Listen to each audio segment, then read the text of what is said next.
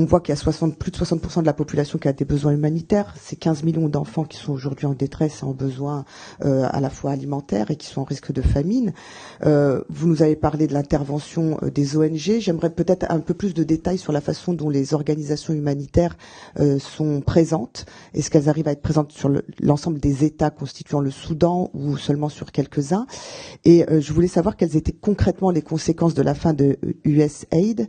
Enfin, sur les organisations internationales comme l'ONU ou l'Union africaine, organisations régionales pour celles-là, est-ce que la France a un rôle à jouer pour peser, pour qu'il y ait une accélération, une prise de conscience réelle du drame humain, humanitaire et politique qui se joue là-bas? Qu'est-ce qu'il faudrait pour que la France garantisse l'accès humanitaire? Est-ce qu'aujourd'hui, la réponse, c'est il faut envoyer des casques bleus?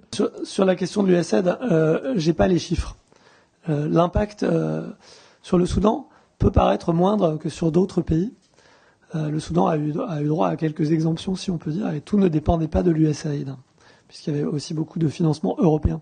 Ceci dit, l'USAID, sous Biden, avait fait le choix de faire des financements assez audacieux à des acteurs petits et locaux. Bien sûr, j'ai aucun doute que quand un acteur comme l'USAID